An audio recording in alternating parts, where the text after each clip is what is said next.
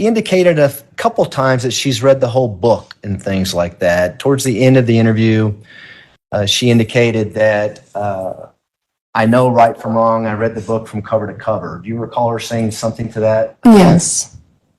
Did that give you an indication that perhaps she may have reviewed the DSM-5?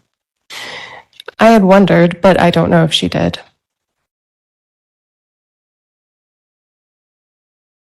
May we approach? And then I wanted to talk briefly about something that occurred. I don't remember what time it was. It was about an hour ago. It was when Mr. Young had asked to approach the bench.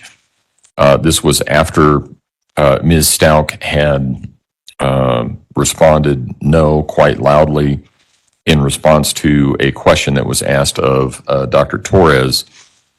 Ms. Stauch, it's been a long trial. I'm sorry. And I couldn't hear I didn't. Okay. Okay. Well, let's make sure we're all on the same page. It's been a long trial. I know it wears on everybody. And I know that it has to wear on you especially. I also know that you're not feeling well today. So I do know that too. But remember what I told you a couple of weeks ago about the conduct I expect in my courtroom. You can't just blurt out comments or express your disagreement with someone. I've already given you an advisement of your right to testify. You do have a right to testify. And when it comes time, you can testify if you want to, and you can tell the jury what you want to tell them. But you can't do that while you're at counsel table. You just can't start talking from counsel table. You can't express disagreement with anything that is being said by a witness, or even agreement with anything that's said by a witness. So just be careful going forward, because again, I could have you removed.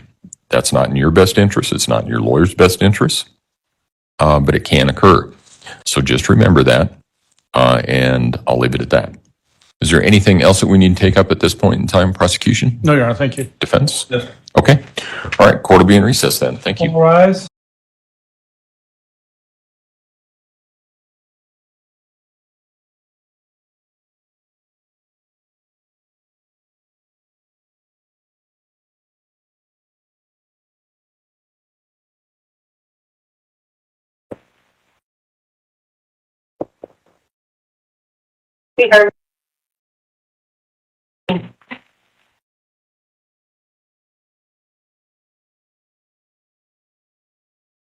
All right, so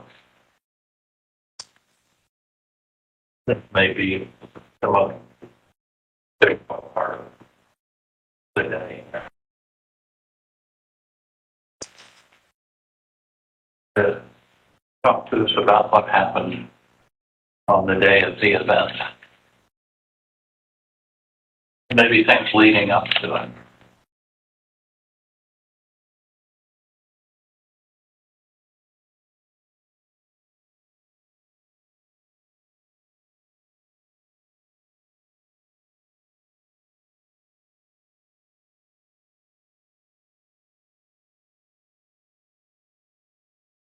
Or do you want me to start out?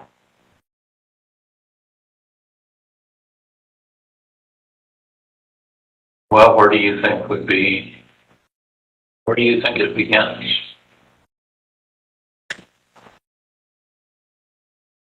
Well, I already told you guys before that I was going to leave, right? And I was just waiting to get everything in order. Get back somewhere else where I could be, mentally okay and not have to deal with like these people that wanted to find out about this car accident. So I had to escape from them. So I started planning to get a place to stay. I was going to work as a flight attendant, get all that information like I told you guys for landed back. Then stopped working at my job. I thought I was okay again. I was a job, but I wasn't because I still was in Colorado. So no matter where I went in Colorado, The mob, the mafia, I got people looking into it, investigator to find out where he's from, but I had to get away from him. You know. So I got a new job and all that, was getting ready to go work as a flight attendant. It came back in January, you know, I think it was around like the 9th or 10th, I think it was, when I was just I picked him back up from the airport. That was that, like, you know, transition period, getting everybody back, you know, in the mode, in the routine and all that we were. Then we went on the cruise. We went on a cruise on January 16th. With me and Albert, and the kids stayed at home by themselves with Harvey and the babysitter. And it was weird because, well, I get to the port from Lauderdale, but they had lost my bags. So I was like freaking out, thinking that one of these people had took my bag, because I changed my whole route from where I was going. So instead of going on that one cruise, we hopped on another cruise, because I didn't know if like they had got my itinerary for where I was going. And the kids were at home, you know what I mean? So I changed my whole itinerary to go to Palm Beach. And I really went to Fort Lauderdale. And I kept telling Albert, I was like, I thought I saw that guy, like, you know, I know they're following us. And he was just like, no one's going to go to that stream over a car. Anyway, so we end up going on the cruise. I changed the whole route and everything. And we come back from the cruise. Well, the moment I get back from the cruise, Andrew approaches me and he says, he was like, your friends came by in that black car looking for you. So I started freaking out because I know the same black car they came to Red Shell Elementary in and search and find me. So I told him, I said, look, can you explain what the car looked like? I wanted to see if Edgar has a black car too. So I was like, well, it could be Edgar's car, you know. So he explained the car, and it definitely wasn't Edgar's car, but Edgar had the Beamer. I just started getting, my paranoia was getting really bad. So I wouldn't go to the mailbox, I wouldn't go wherever, I was going to work, and I was putting, like I said, the visors up in my car because I thought that they could see me. I'd go take breaks at work and freaking out because I just started this job at District 20, and I didn't want them to think, you know, like I was just losing my mind or something. So I'd go to my car and try to like, figure out what to do. So fast forward, those were like 2 or 3 days. It was Nina's birthday, January 22nd. So, you know, we're celebrating her birthday. Well, I rode all the way to get Albert's mom because I was scared to stay at home by myself. Like, I didn't know if they were going to clear our house or not. Prior to that, like, I got in trouble with the Colorado Sheriff's Office because I made a call to 911 and told them I thought somebody was in the backyard. Well, they send people out, and they find out that there was nobody in the back. They say there was nobody. I don't believe it. They look at my alarm status, and they're like, you could get in trouble for making false reports to the police, right? This was right in that time frame. And so I rode to the airport to get Albert's mom on Elena's birthday, and I basically wouldn't, like, leave out of people's sight. You know what I mean? Like, people that could be around that I knew could help protect me, whatever. Fast forward on a couple days, you know, I was trying to go to work. This would be all over the place, you know. And so, January 26th, I was stayed at Kobe Bryant had died in a helicopter crash. And we were going to go to church that day. Well, there was this guy who was saying he was Michael the Archangel now. That's why we didn't go to church on January 26th. It was a Sunday. Now, first of all, I told y'all where my faith is in Jesus. We had a business card that said Michael the Archangel. So I'm like thinking, I even asked my, attorneys this, and they've asked me back and forth, like, why do you think this man was doing this? He was trying to keep us from going to the church, you know? Turn the car around. And so we're just gonna go on a hike because, you know, the Kobe Bryant guy, I love Kobe Bryant, you know, we'll just go on a hike instead. So we're on a hike on January 26th. And I'm like talking to the kids about everything, and the boyfriend was wanting, he knew I was packing boxes. Everything, like, knew about the flight attendant job, whatever. Wanting to go with me, and I said, geez, you have to wait till Wednesday. I said, because I'm going to talk to your mom to make sure the flight attendant stuff is through, whatever. Well, when we were on this hike, as we were talking about this, you know, like I think that happened earlier with the whole Michael the Archangel. That's when something started telling me that we have to jump, have to be a white family that jumps, because if it be a black family, it would never make TV. Which, you guys know, that would be definitely true, because there's a lot of racism still in the country, you know what I mean? So, throughout the days, like, this kept happening with the whole Michael the Archangel guy, you know? And I'm like, why is this, I didn't know if the people were getting him to come as Michael the Archangel and get him to come there, if it had anything to do with this guy from the accident, that was a leg accident or what. So finally I told the kids, I said, look, let's just go on home. You know what I mean? Like, the day's been too much of a hard day. Let's just go. Adam was complaining with his stomach because he had, like, poop all over him. Whatever. Yeah, like I told you, his back down at problem. Well, we get ready to go home. I hadn't gotten dinner yet. So I leave them and back home, he's taking a bath or whatever. Me and Lena go get food, have meals, do whatever. Riley was at work. So we come back, feed them, do everything, you know, like a normal thing. But my mind is still sitting there about this whole, I feel like it was God trying to tell me something, you know, this whole arch. You know, so my mind was stuck on that. So I was like, let's call it early night, guys. Let's just, you know, accident happened that day with the whole helicopter. It was just, like, not a good day that normally we have on. So then we leave. I'm like, go get happy, let's come back. Call it a night. And I'm in the bed, just like relaxing or whatever. And I hear the alarm on fire, fire, fire, fire. So I just am immediately freaking out. The next 30 minutes of that, 30 minutes-ish, was a glare. You know, like a glare. So, like,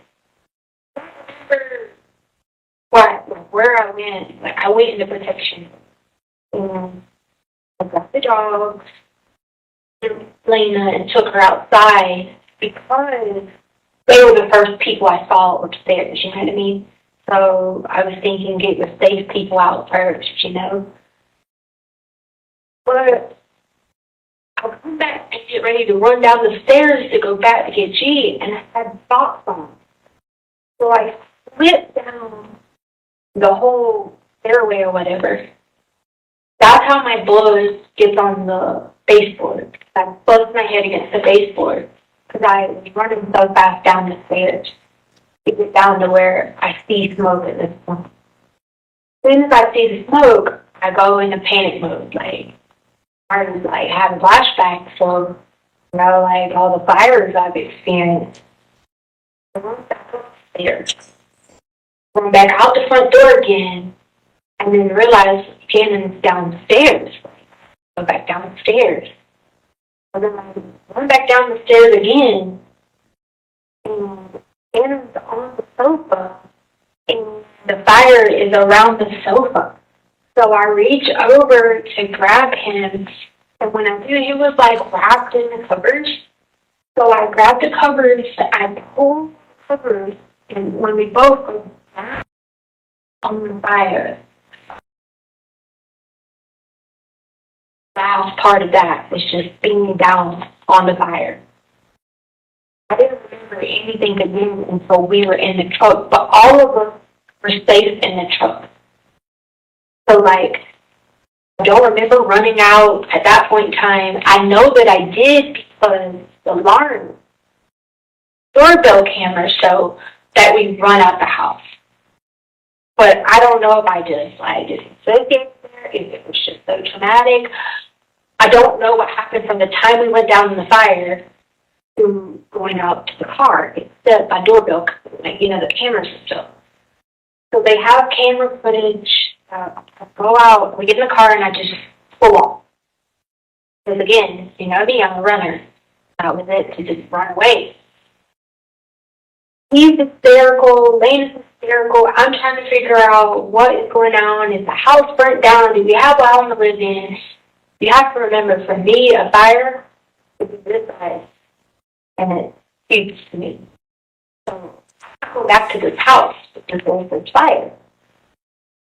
But like, the gas tank was on empty, but someone kept telling me, just keep driving. Your car's just going to go on empty anyway. Just keep going. Don't worry. Your car's just going to keep going. Don't worry. Somehow, in between that time, I end back up at the house. Again, that was a gap that I don't remember. But I text Harley according to the messages and says, it's okay, there's a fire, everybody's okay. And I send her a picture of the fire. Harley's freaking out, like, okay, I'm on the way home, is Gannon okay? I said, and I wrote her back on the message, and I said, he has some burns from the fire, but everybody's okay. So Harley comes in, the house is like, smelling like smoke or whatever. We're opening windows or whatever. Harley basically took charge on that part. She started just opening windows. I'm like, Mom, it's okay, calm down. So I was all hysterical all over the place. And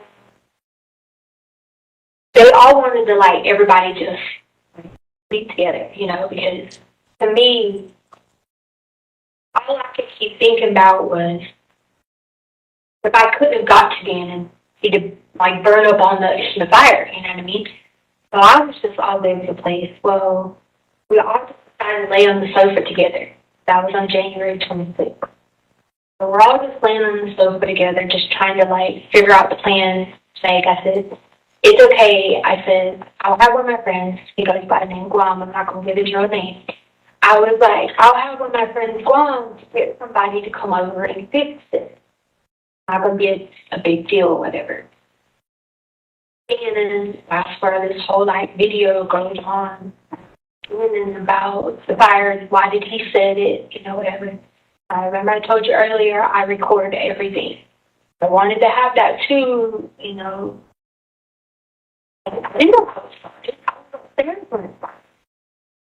And so he's telling me that he set the fire, but he didn't mean to set it. It was like all of this. And we're just trying to come up with a plan to fix it. Now, you look at the video, people took it out of context. When I say we can sell the sofa, I don't mean you can look at our house. We have plenty of them. You guys think the country slang talk, meaning we can get a new sofa. So that got taken out of complete context of what we were saying. So you guys think my mental state, I was all hysterical. Well, we all were just on the sofa. I was like, God's going to get someone to come fix it or whatever. That's totally fine. They brought the number to the garage. I said, hey, I'm going to go to work tomorrow, kids will be going to school. If you can get someone to fix it, just replace the carpet, whatever, I'll pay you whatever. So, like, I have memory, out and in up until then, right? But where the gaps came in was what happened during that time frame. So I hear the garage open at some point during the night.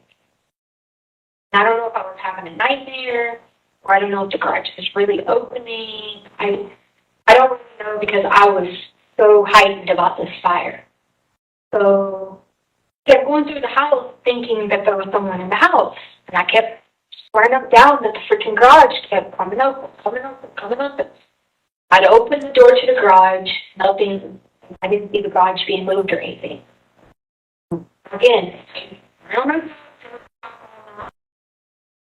I remember coming back in the house, and I was just like, I woke up again. I guess that's when I text my boss. I don't remember this part. The message went to my boss that said that my stepdad had died. I remember my stepdad died when I was 19. But I didn't snap back out of it until later on. That really wasn't the same day that my stepdad had died, right? But then I think I hear somebody in the garage again. Okay, well then I go out to the garage and I tell Harley, I said, Harley, I'm going to shut the door to the garage and lock it, you know, because if you shut the door from the inside and you come into the garage, like nobody could get to the inside. And I was like that paranoid, you know. So I don't remember, but the doorbell cam, I'm like walking out, I guess looking in the yard, just trying to figure out what's going on. But then I remember being in the garage naked. And so I don't know who was in my garage. So when I talked to police, that's how all the stuff came about being raped and stuff, because I don't know if I'm having a flashback of that. I don't know if someone was really in the garage. To me, someone was in the garage because I was naked. And when I say naked, like I was in like an Amy's bra, like, you know. And I knew the door had been closed earlier, but why was the door open that I had locked earlier in the day, like early in the night? But when I get like that and I think somebody's around or whatever, I go into protective mode and I'll walk the whole time and I'll watch the yard and I'll be like on the zone of thinking someone's coming in the house, you know. I don't know neighbors in Colorado. Like I knew in the corner where I could call a neighbor, you know.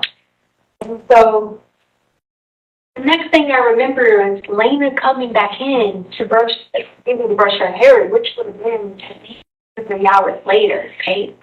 I'm basing this on my cell phone records, you know what I mean? I snapped out of it when Lena asked me to brush her hair. Now, you got to remember, like when Maria comes, they're in that world, but like they're not, like, it's protected, you know what I mean? I don't remember sending anything to the boss about my stepdad, you know what I mean? It was 3 or 4 o'clock in the morning. So Lena gets up, and I remember brushing her hair, and I come back, and I'm like looking around, and I was like, oh, there was a fire. Why was I in the garage? Why was I this? That's when it started being like, did I dream this? Did this really happen? You know what I mean? So I go out to the garage, you know what I mean? That's when I grabbed my head, and there was like matted blood on my hair. So I knew that I had really fell down the stairs. Like I had thought I fell down the stairs, you know what I mean? And so the matted blood was on my hair or whatever. And so I just kept like messing with my hair, like trying to figure out what had went on. Well, I knew Gannon had burns on his arms. I evaluated him that next morning when I snapped back into it. I didn't think that it was enough to go to the hospital or whatever. Because I was leaving, I had an extra cell phone. It was the phone I put in the dog food when I got arrested. So on that phone, I called in. That's how the call came in that Gannon wasn't going to school that day. They couldn't figure out like where this call came from. That's because it came in from the extra phone.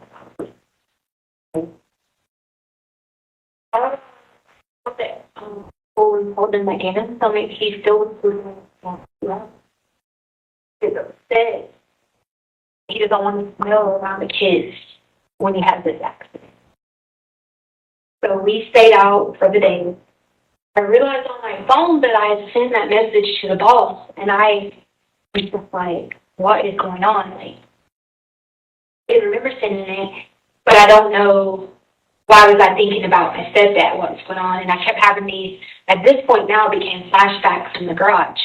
And I was like, who was in the garage with me? But the whole time it was about Eduardo, which is the guy that Guam got to work to fix the carpet or whatever. That's who I kept like having flashbacks with in the garage. So we go forward, whatever. And I told Gannon, I said, he said he wanted to stay home. I said, no. You said my friends in the car came by. I don't want you here by yourself. You're going to go with me. I said, go grab your cover. You're going to go with me for today. I don't want you here by yourself. Now, typically, I let the kids stay home by themselves because I researched Colorado law and it said that it was up to the parents and their discretion of how it had to be when you had to stay home. So I never had a problem with it. They would get off the bus before I get home. No issues. We had an alarm. You know, they had cell phones, everything. But so my paranoia was so bad that I was like, no, you're going with me today. So we did the cover. I moved the cars. And don't remember that part, but it's on the camera. Moving the cars. And I drive the truck for the day. I go get a bike. Part of the moving process will be boxes, like that type of stuff. I was glad that the truck was left for me to use. You know.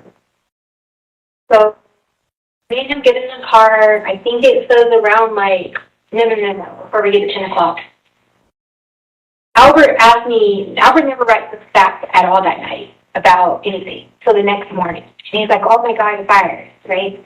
And I looked at my phone and I didn't see anything. So that's why at first I thought that if I were really happy, because I never got a message back from Albert, you know. But then that morning, he messaged back, and I said, yes. I was like, he's okay. So that's when I sent a picture of Gannon in the bed that morning. Okay? So I was like, yes, he's fine. He's laying down. You know, he didn't go to school today. I called it in, and I'm not going to work. I didn't go into explaining to Albert about me sending a message, losing my mind, don't know what's going on about. I don't want him to be like, you know, freaked out 1,000 miles away. So I told Gannon, let's just go out shopping for the day. Remember, we go get coffee that morning. We go get, like, Dunkin' Donuts. I think they had me at Dunkin' Donuts. I don't remember going to the gas station, but they had me at the gas store. Just basically going about shopping for the day. However, when I get to the PetSmart, these black cars come by PetSmart. And we're seeing cars on the freaking camera at PetSmart. Gannon's got his switch in the car laid out. Remember, I told you, he had burns in his arms and a few right here. Now, and I say they were very small. We're talking like centimeters, okay? They were anything that you would think that they needed medical attention. The car comes by PetSmart. So you see me on the cameras at PetSmart running back to the door, like looking out. My first thought was I wanted to make sure G was okay in the car because he was playing in his switch. Well, the car came back by. I go back in the PetSmart, come back to the door, and like if you watch the camera footage of the PetSmart, you see me going back and forth to the door. Like, because how did they know where I was at this point? And that was Edgar's car because Edgar has a Beamer, okay? And it was not a Beamer. So I leave the PetSmart. I think they said I bought something again. I don't remember. I leave the phone. Now, this is the only phone I had, which was Gannon's phone, because I was trying to hurry up out to the car. And so I leave the phone at the PetSmart according to the GPS on the phone. So we go out, finish the day, we get Valentine's candy, and I'm like questioning Gannon the whole time of like, what did they think else when they came to the house? What did they look like, you know, like trying to get the best information I could get out of him because he was pretty good at like, his age, like, you know, like, okay, he's little. Like, if you say, was it a purple shirt? And no, it was not purple. It was blue, purple stripe. That's, you know, so I knew I could get good information from him. So then we were driving on the back road, okay? The only reason we took a back road was because this road called 25 was backed up. And so we took a back road to go to Castle Rock. And this guy lived in Castle Rock. So we go up to the site. They were going to ride by this address that was on that police report, and I was going to ask them to please stop. Like, whatever you want. Did you want money? Like, I didn't do anything to your car. I wasn't involved in this accident. Like, you have all my information. Now, the insurance had already deemed I wasn't responsible for it and that I was on a plane. So I was going to think about, you know, like, talking to this guy in Castle Rock. I probably would have chickened out when I got there, but that was my mindset. So we go on this back road, which I think is called County Line Road. We go on County Line Road, And Gannon talk about, remember with the castles, and so I'm like looking for the castles to try to like show him the castles because there was like some castles that are like not really castles. Then I got mixed up and I was like, oh shoot, I don't have a cell phone to see how to get out of here because remember I leave the cell phone. And so I couldn't figure out how to get out of there. So I'm like doing U-turns, V-turns, and then I freak out because I thought the guy walking was my stepdad. That's why I was telling the police and the people that I was trying to like back the car up and go back forward because he could be dead. I don't know if it was just from that morning because I sent my boss that text message or what, but he was on that road. So I backed the car up, go back again, and I'm freaking out because he should be dead. This point is when I realized I'm not stable enough to be big fights, just going to talk to people or anything. So I parked the car for a minute, take a break or whatever. I don't know how long the break was. I remember taking the break. I remember them tapping me on the back of the shoulder, like, T, we gotta go, like, gotta get Lena from school. That's when I snapped back into it. And I remember driving the car back out the highway, like out of the county line road to go back to the house. So remember I told you I was talking again throughout the day. You said something about these kids that were bullying. Not him, but Lena. And Albert wanted him to go do something to these boys. So him told that Lena got hit with something. I was going to go talk to that kid. That kid's mom was Don Wando. So we come back into the neighborhood, into the part where Wando drives at. Now, rewind a few days prior to that, him and the kid had been called. They're like the Smarty candy and the like rolls. Well, they had been called a few days prior, like fashion the Smarty candies, and like they were doing drugs or whatever. My opinion was he should not hang out with kids. Albert was different. So I was going to go try to talk to this parent. But once I had this whole, like, thought my stepdad was on that road, I freaking stopped the car at Wando, said, Bannon, how about you do this? Because he wanted a video game.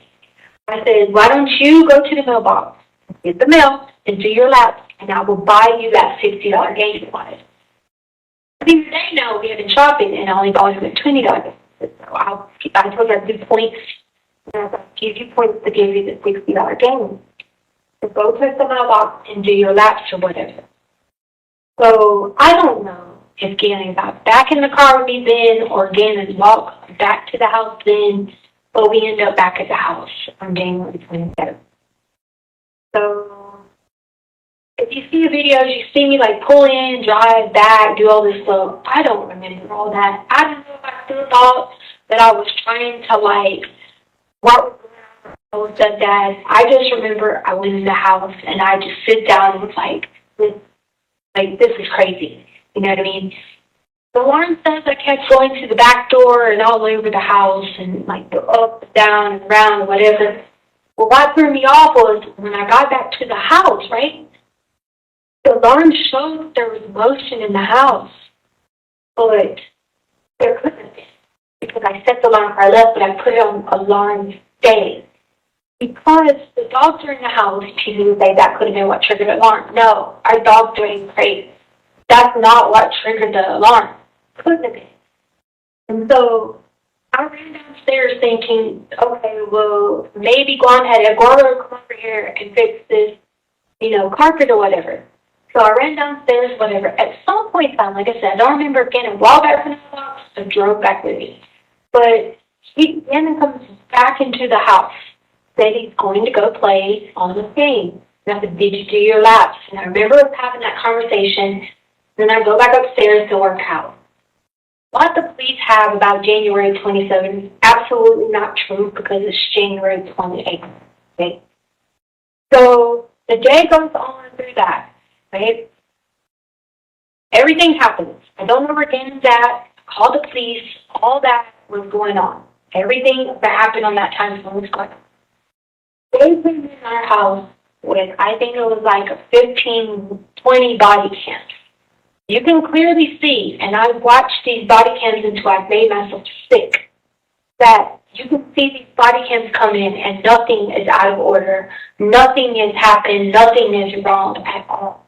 And I've watched them over and over and over until I've obsessed on them, you know. When Harley comes home, Lena come in that day, we were going to go eat sushi. Lena is not a fan of sushi. So at this point in time, I'm like, we'll figure out something else again.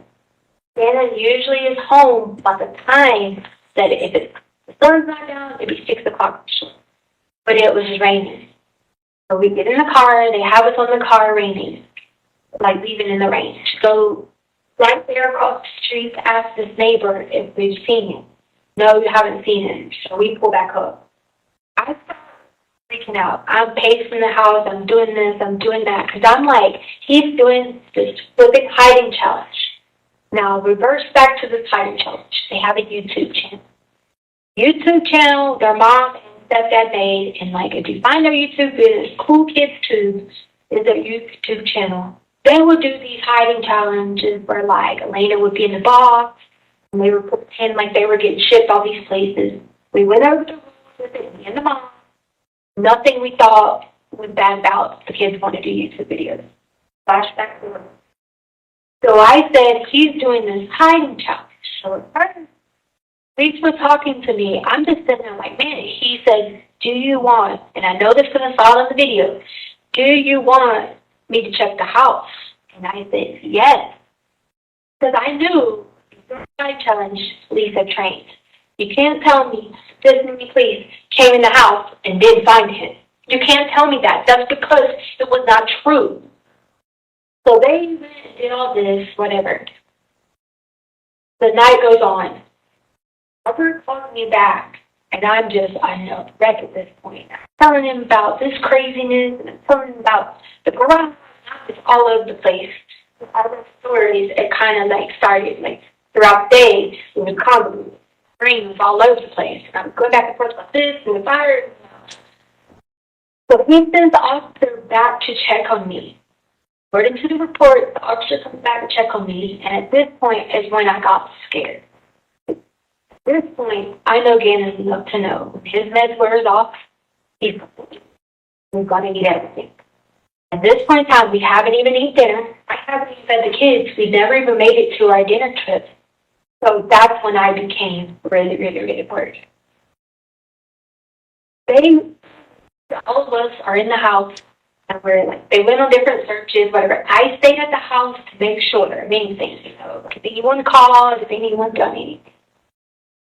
That was the last thing on January 27th before it hits January 28th. January, you want to keep on January 28th now? Do you want to keep on January 28th or did you need it? Okay. Yeah. So then January 28th, which would hit 12 a.m. in the morning, right? The January 28th comes on. There's people like, whatever, there's a knock on the window. My bedroom window, right? All of us had decided that we were going to all sleep upstairs. The reason for that was, I get paranoid like that, and the only way I can protect Hardy and Lena is I have them near me. You know what I mean? So I'm like, look, all of us are sleeping up here.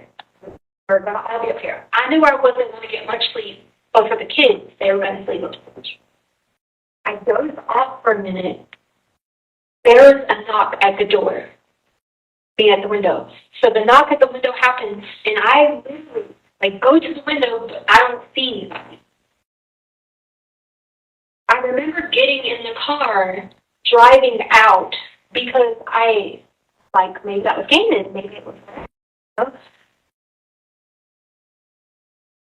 I drive. Video shows me driving out of the neighborhood, out of the yard, but coming right back or whatever. Or I can't remember. I don't remember that part, but I do know the video shows me going out to the car or something, and I come back inside.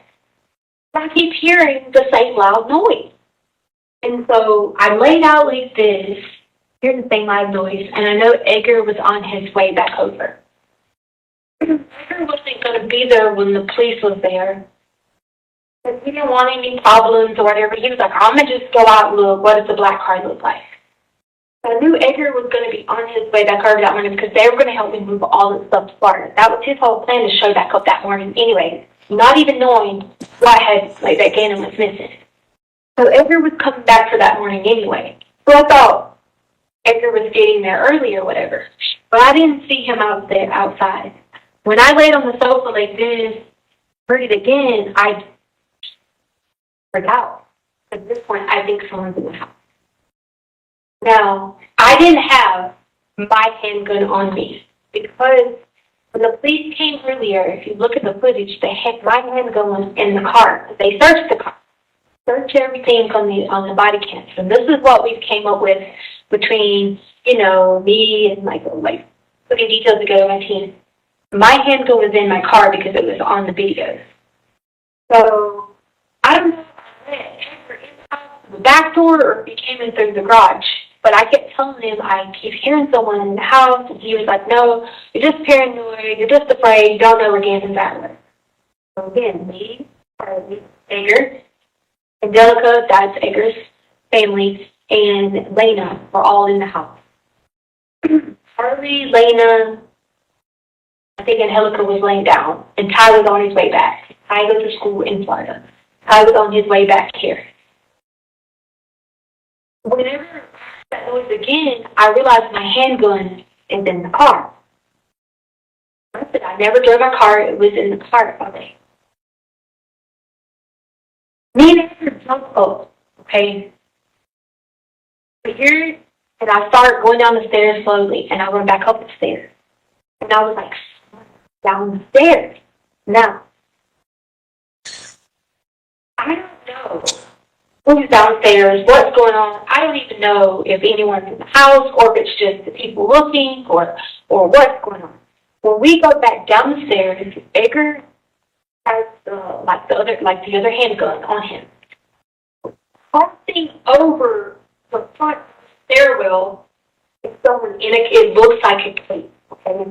So it's like a cape wrapped around them. Goes straight into the back bedroom. As soon as I see him go to the straight back bedroom, I'm going to instantly go into protection mode. I went to go grab the gun off, from Edgar, because I thought the person in the cape, I didn't know who it was.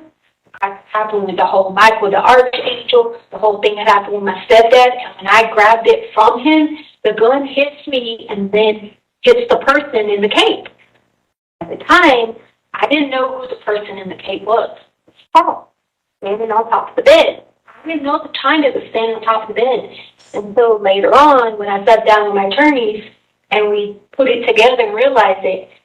I didn't know until that point that it was Gannon standing on top of the bed. Because prior to that, I thought it was the whole cape thing. We've put it together over and over and over, and I sit and I cry with them. I did this with them and everything. The only thing that comes to my mind is that the way the cover was wrapped, that's what had to look like the cape, was the way that he had the cover wrapped around him.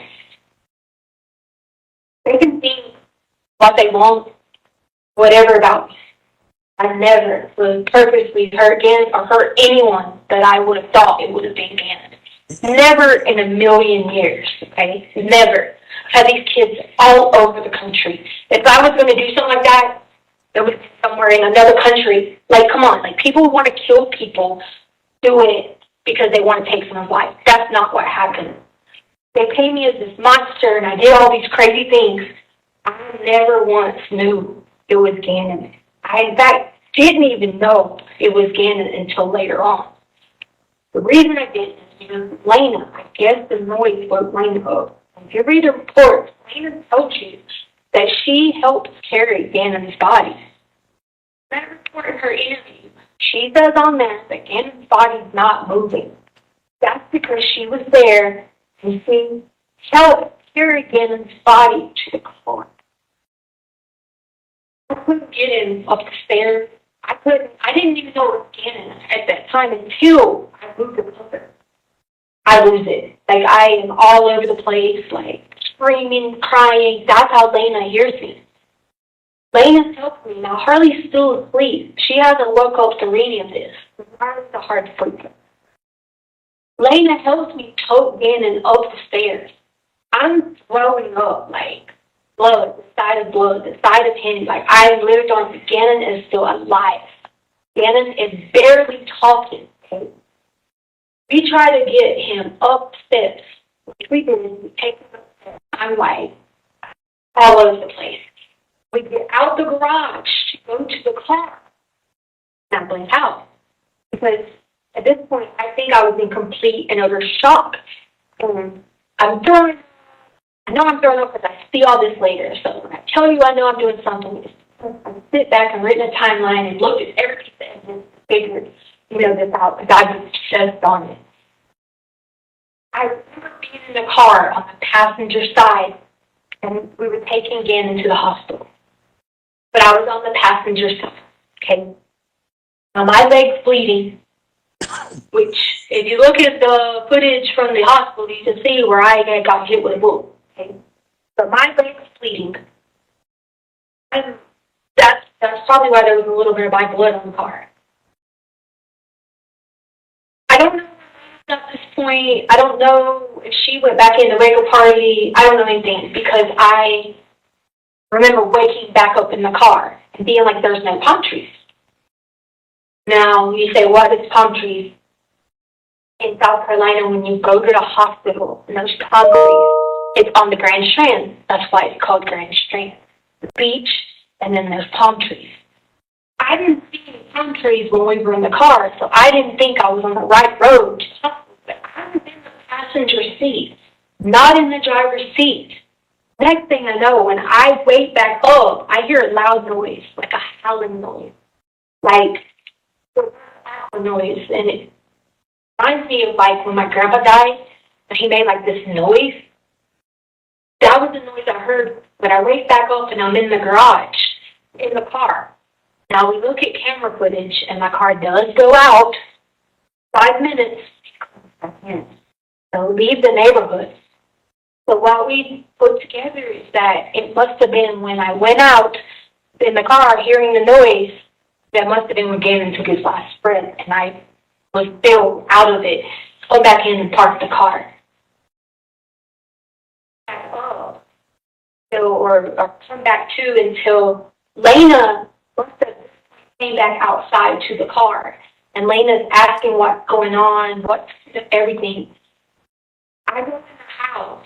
Harley's face, Lena's face, they're all just like white, like they've seen a ghost. Like, they don't even know what's going on.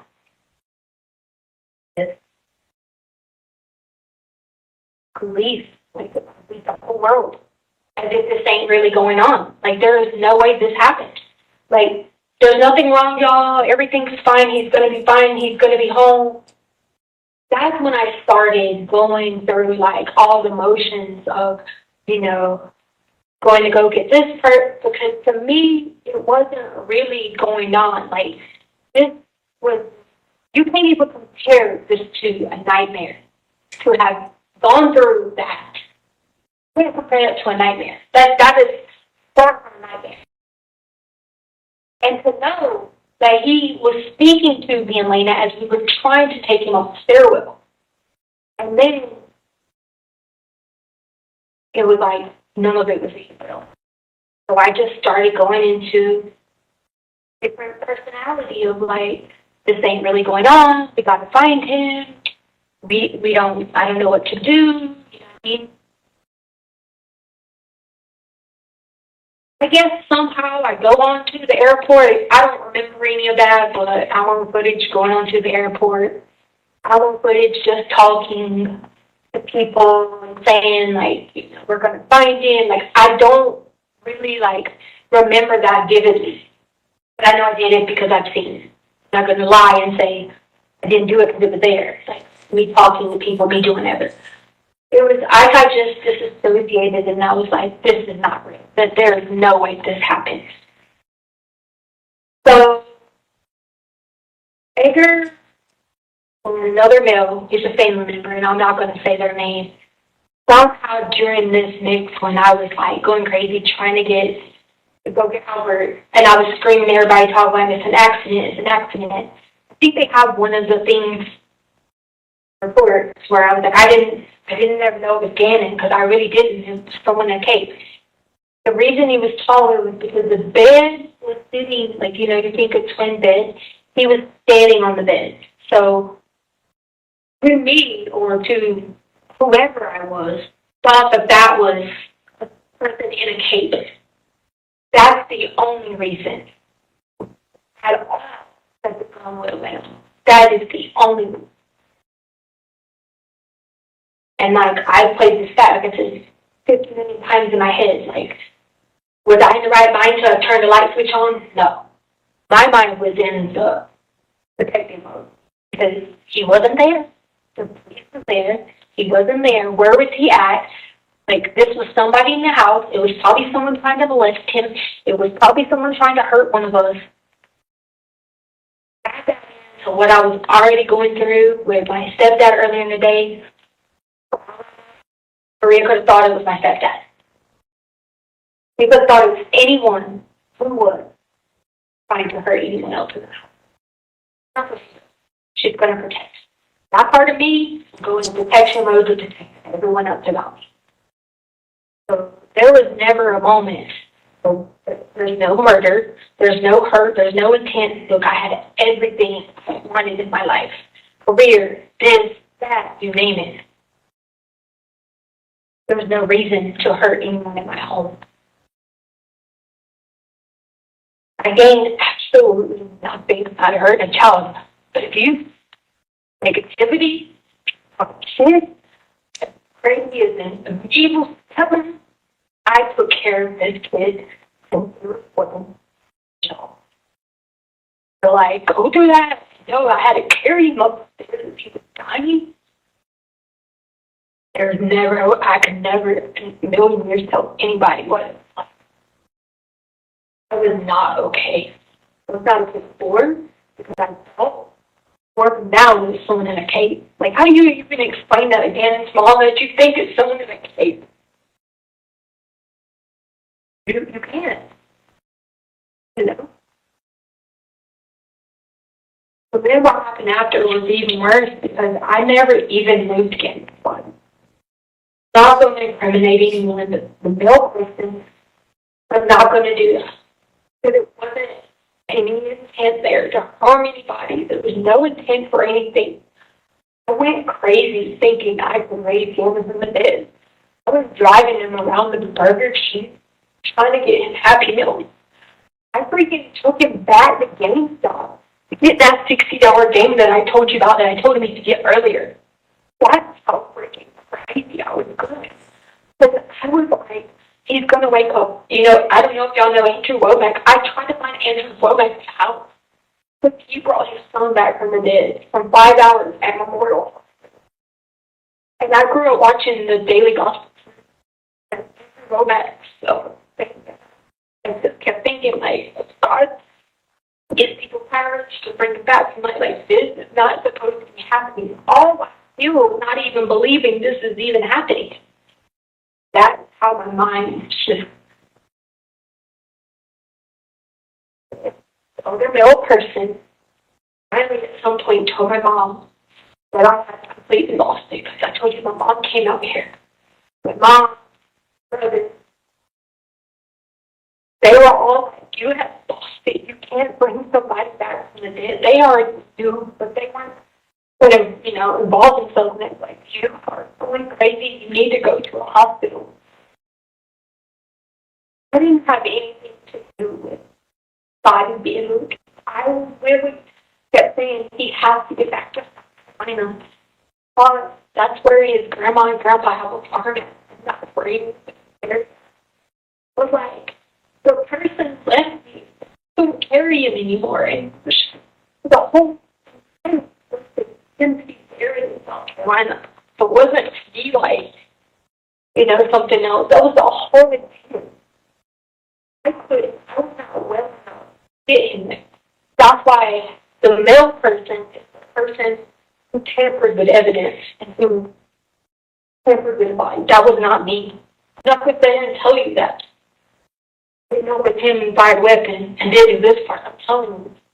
It was him. I started the person in the case that was in the house.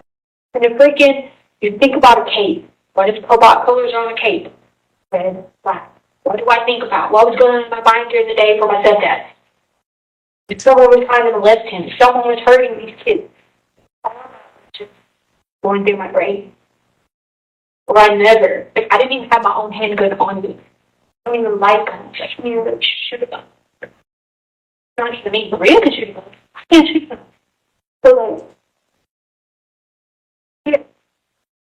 And, like, for someone to get to hear the truth of it, it's, like, the hardest thing because people are like, oh, why didn't you turn the light on to see if someone's in a cave? What do you mean? Like, I sit there and told my therapists and people that, like, do you think I had that thought process? There was never even a thought to be like, hey, that's not even a thought I had. It is a thought is when Maria comes, it protects whoever's in this house. That's exactly what happened. There was no intent. There was no hurt. There was no ill will. There was no anger. There was no passion. I looked up every definition they have in this book because I was obsessed on it. None of that is right. That is not what happened. And you can't even say, like, there's no self-defense because you need to know, I thought this was someone else. Like, how do I know who this is? I'm not in the right mindset to decide, to make that decision. I didn't know right or wrong to who this was, what I was doing. My mind goes to, there's kids in this home, there's Lena, there's Carly, and one of my kids are missing. That's the mindset. That's the truth. So, I don't know if y'all heard, read, seen, whatever, but that is 100% the truth. It was on January 28th, not January 27th. I don't know why they're all wrong.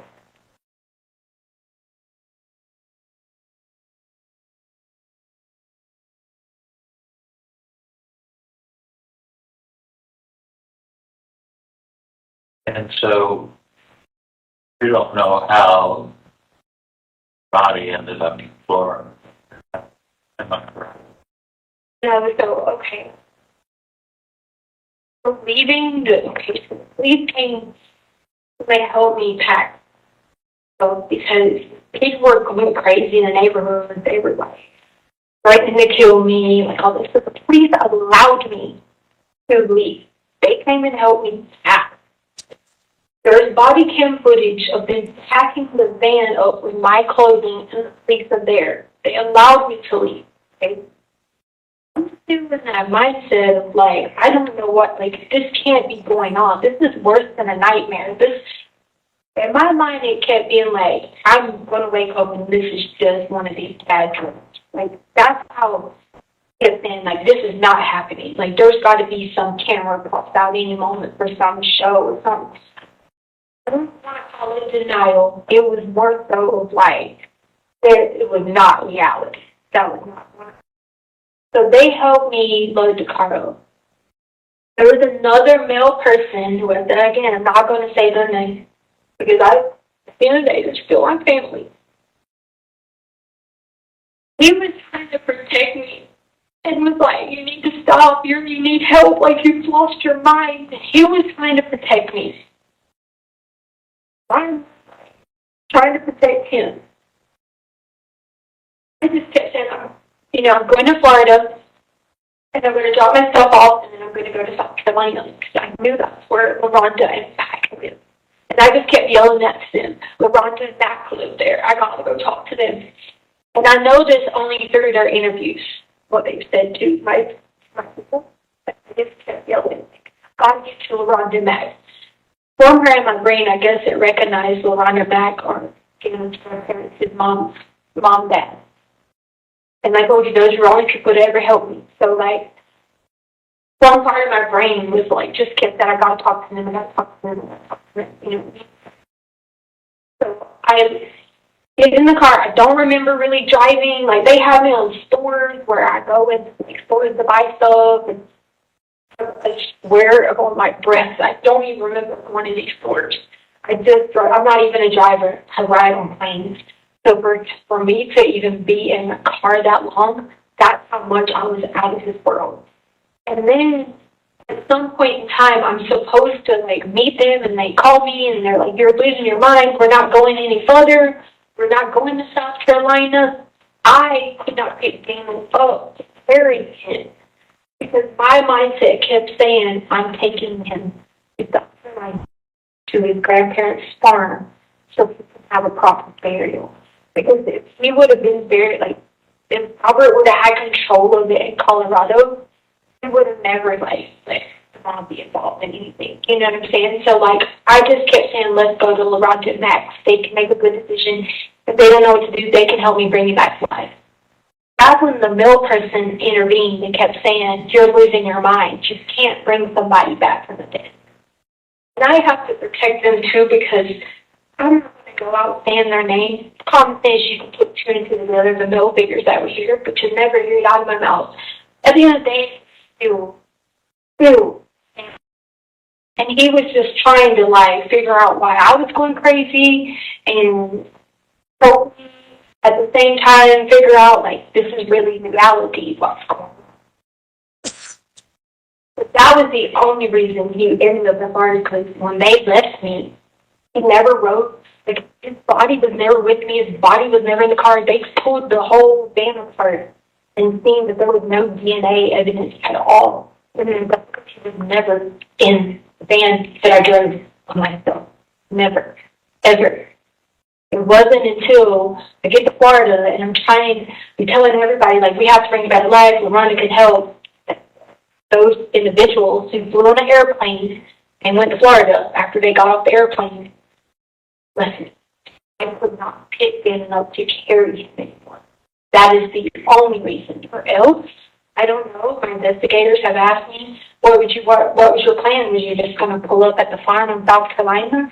And I said, I didn't have a plan. There was, in my mind, that's probably what I was trying to think about doing, is getting to LaRonda and Max, but like, there was never a plan. Like, I don't know if I was going to pull up there and, you know, lose my mind, tell them what had happened. I didn't know. I just knew running has been part of my life. So running always makes things disappear. Like, it's not real. So I was under the impression that this was all just a nightmare, that as soon as I got away from this, I was just going to snap back into it, and this was not what happened. But it never happened that way. Then I started, like, when I was in South Carolina, I was telling people crazy stuff. I wasn't eating, I wasn't sleeping. I just kept saying to people, it's not what you think, this is not what happened, he's going to come back to life. And, like, all my friends in South Carolina kept being like, what do you mean he's not going to come back? He's going to come back to life. What is going on?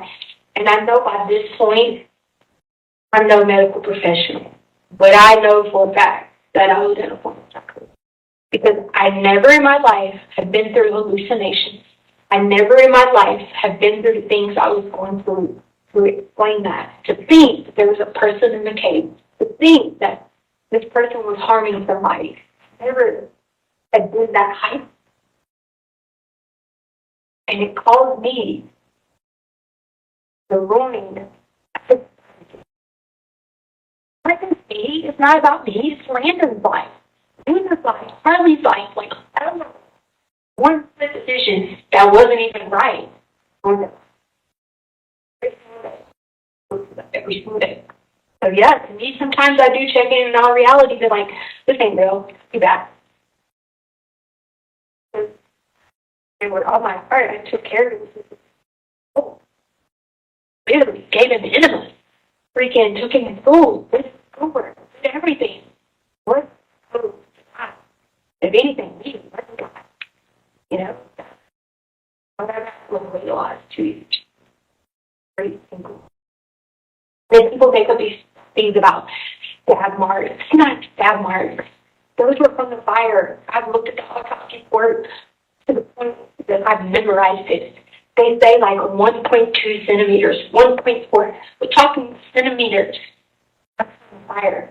I don't care what they say. There was never anybody doing anything, slicing, dashing, whatever the hell the news puts on there. And that's not true. There were marks from the virus, which was exactly what I told him. They were on the arms and chest. Just what I told him when I was going through these stories and my brain was so convoluted. It all went together, and I was talking about the rape, I was talking about the garage, I was talking about marks, I was talking about the bleeding. Like, I was such shocked that all of it went together in these crazy. So it was almost like I was talking my word salad all over the place. Nothing was coherent with any of those things. Didn't really understand what was going on. That ain't no approach that people take to get out of crimes. I've never been a felon. I've never been a that. You don't just wake up one day and decide to start murdering people. It's because it was not meant to be. He was missing. Everything in my mind was bad. I was raping him, she was molesting him, she was gun here, she was gun there. I watched this body cam footage so much that, like, everybody's like, well, where was he at that night? They opened the one closet with the ornaments and stuff. I swear to you, I see it move. I see it move with the cover. And I'm telling everybody on my team, I'm like, y'all don't see that. Y'all don't see that. That's where he was hiding at. That's where he was at the whole night of the 27th. How did that guy miss him? How did he come in there with freaking body cams, trained to find people, trained like his hiding, trained at that and miss that? How? That's why I go back and forth with every single day. How? Because had he not blaming this on him, because God knows I would never blame someone else like that.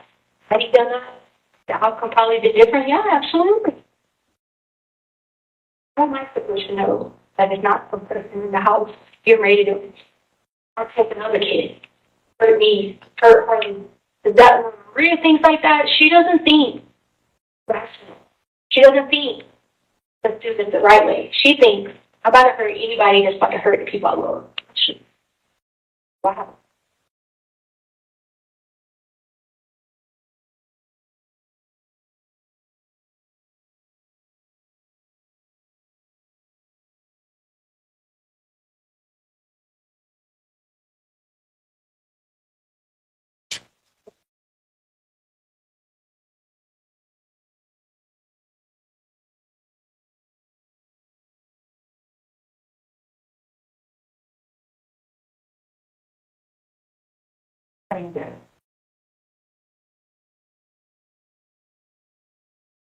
I've been pain like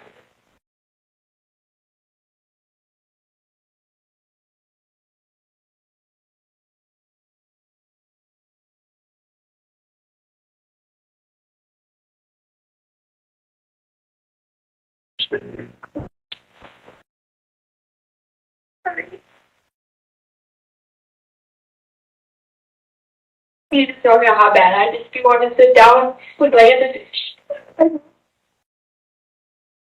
I can't change my mental state. But you gotta know in your heart it was not her getting it. I didn't go my whole life teaching kids. Never heard, like, I have no history of anything. Like, even the FBI testified on the stand, and the prelim was like, there's no history of any kind of abuse. She did not abuse these kids.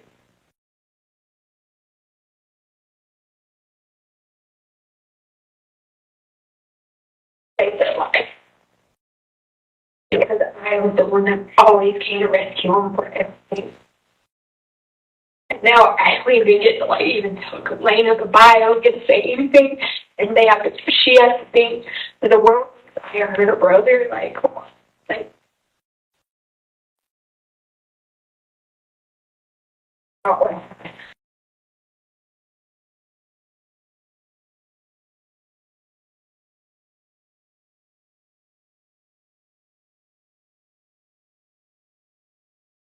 but I looked at the autopsy report and it said, like, within the jaw, and it was, like, far away. And I'm like, but I always, like, try to sit there with them, try to piece together any of these pieces I'm missing. Like, what point am I missing this part? I'm missing this part.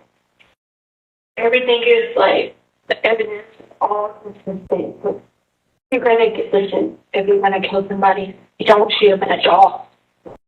Murderers kill people. Most female people who kill people are psychopaths, and they poison people, and they do all these harm.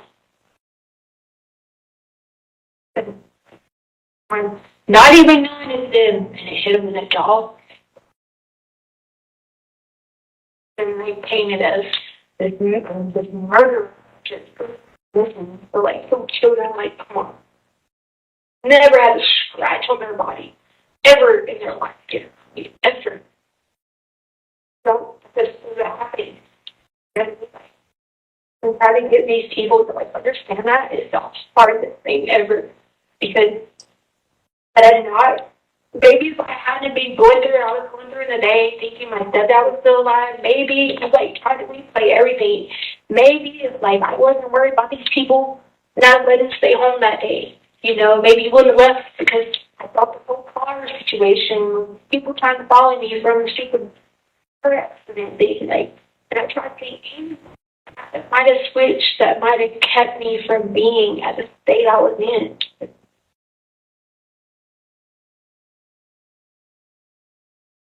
And then they like painted this whole thing about cleaning supplies. If you guys have seen the receipt, the carpet. I mean, I've memorized the receipts. There's trash bags, carpet powder, candy, nothing in there ever sent anyone to get cleaning supplies. Pull up the receipt all day long and say it.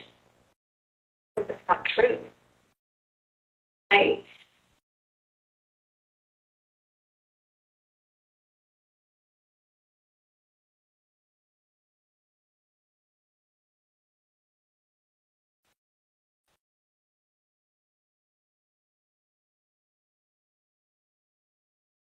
I can understand it's a lot. It's been a very long day.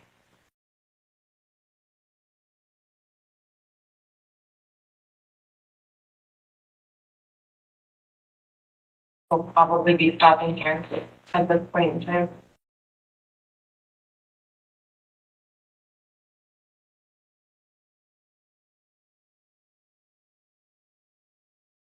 We'll wait.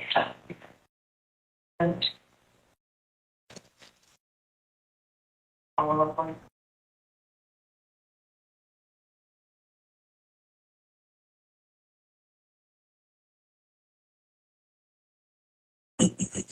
You guys hear like a lot of like stuff get known to like what people do and stuff. Whatever you do, please just don't ever take the whole mindset these people took. You won't ever find it in my history. Ever. You said ever. Nothing like that when it comes to children.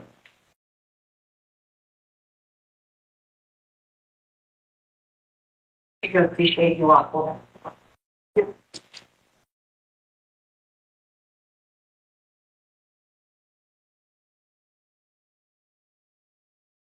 Worked pretty hard to consider all of the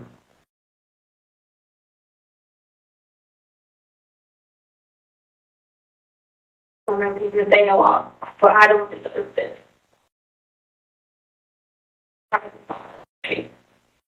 At all. Some people will just easy be like, oh, I don't have anything to do with it or none of that. From the beginning, I got in and out of it at CJC in the beginning, and I kept being like, this is not real. But at some point, it hits you, and you're like, okay, no, those cameras aren't coming out. No, this is really going on.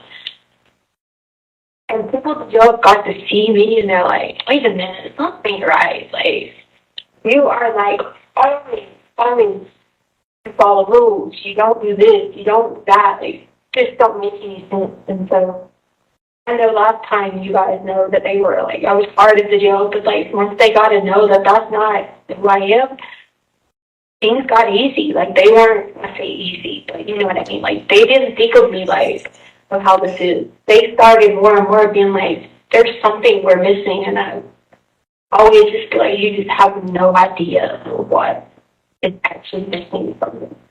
It's not because someone, that's not true. Whether you want to call it that on paper, that someone I it, there's 100% no determination. Me not turning the light switch on or turning it on, off, on, me determining who was there, who was not, caper, under the cape or not, there was no determination as far as that. And I've read that, every part of that book I told you I read it. There was no determining right from wrong. Because in the reason is this in this house, they need to be protected.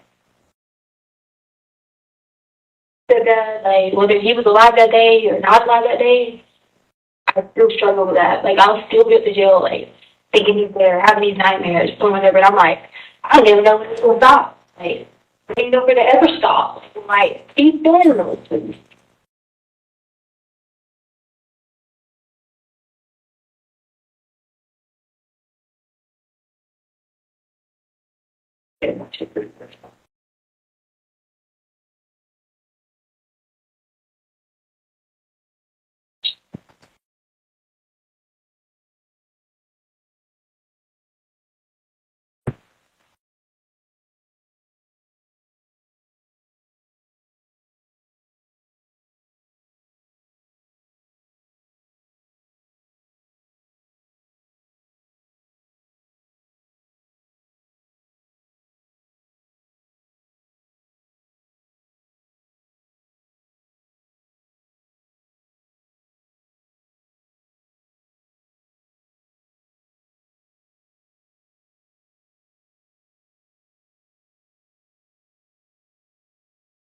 All right, ladies and gentlemen, I think we'll take our morning recess. Around dark, Charlie comes home, we go to stuff we're supposed to get, or whatever. And at some point, we were going to go eat sushi. That's when we started. Would have been Friday, maybe 5, 6 p.m. or whatever. So then we started looking for Gannon. One of us texted Albert. I don't have any of the contact numbers of anybody that was there. So when the police come out, which was not till, I thought, must have lost track of time, but I was just confused because he was doing the 5-day challenge. We went to pull him out hiding by dark because we would have to eat dinner, so.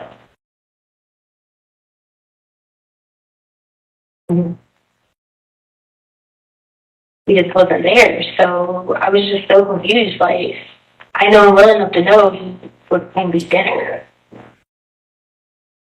So that's why I didn't get worried. So when it got really, really dark, because at that point in time, I'm like, hold on. But then it was raining outside, leaving. Wasn't sure why maybe didn't walk home, so we tried to go find him. But that's when we called the police. The police showed up, which would have been hours later. But they know I never left the house.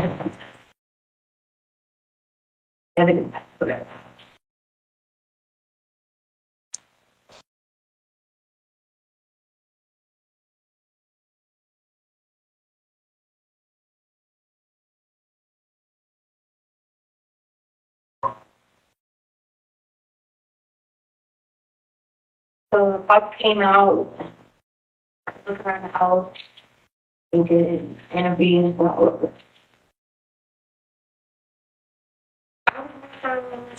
Because I couldn't figure out where this hiding spot was at. Because when we did whenever all the YouTube challenge rules, we went over, like, don't do this, don't do that, don't hide in certain spots that you can't breathe, or don't, you put yourself in a bind.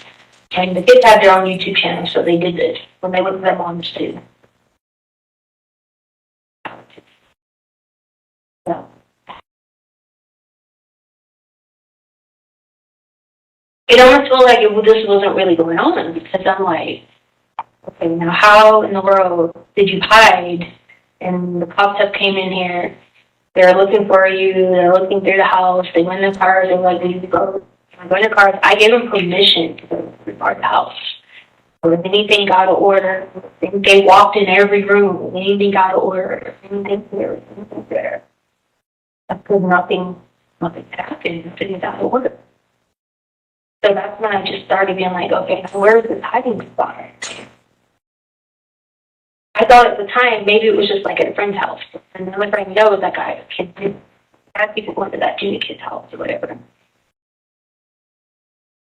So it gets dark and we're all just sitting there, like, trying to figure out what's going on.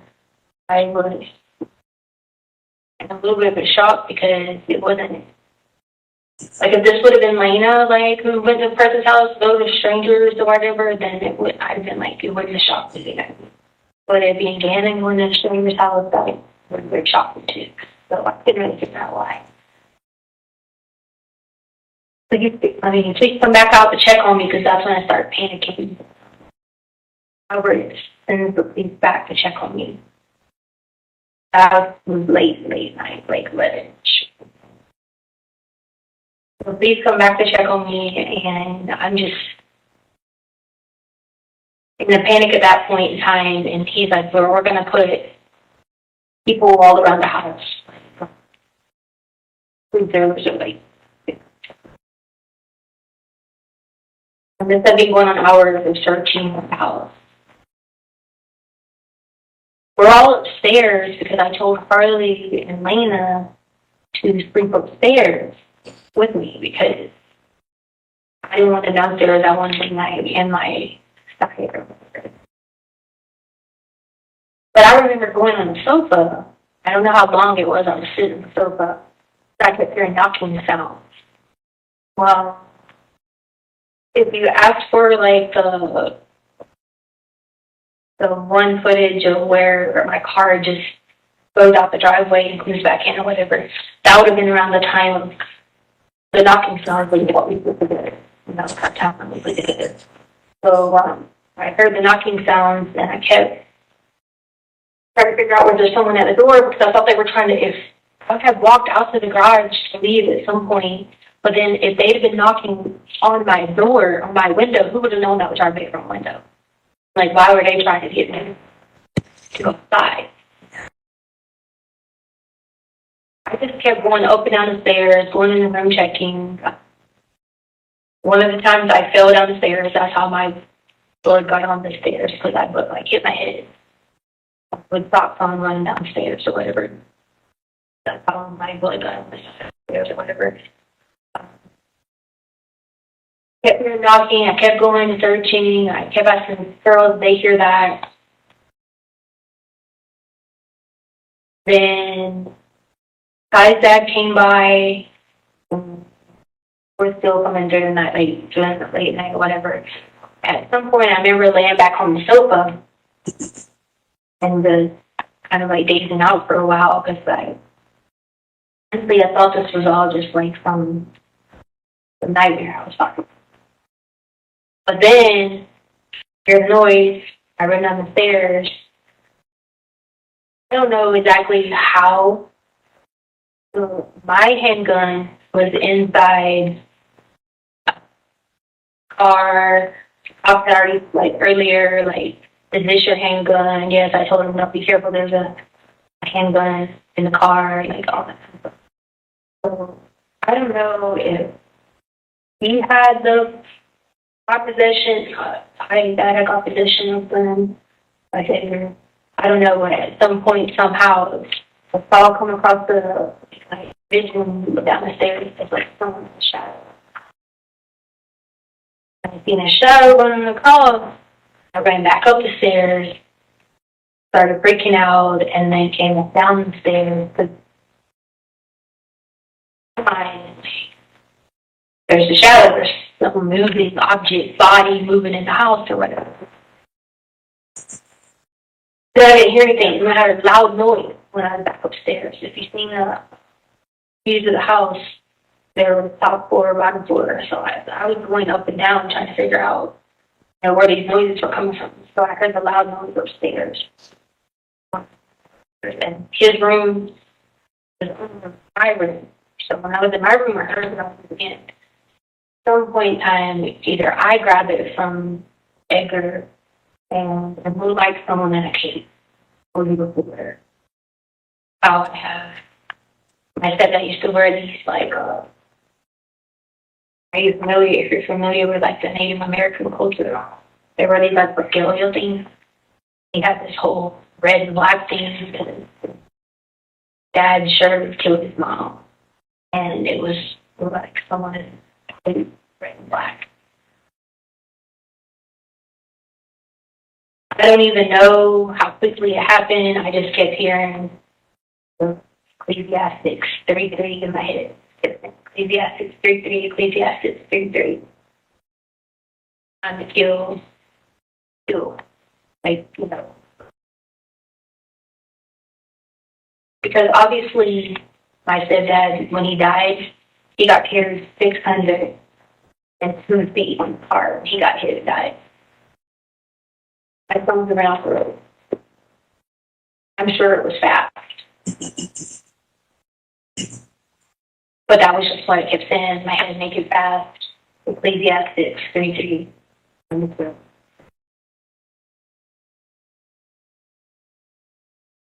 I don't know how long had transpired after that, but when I came back through, Lena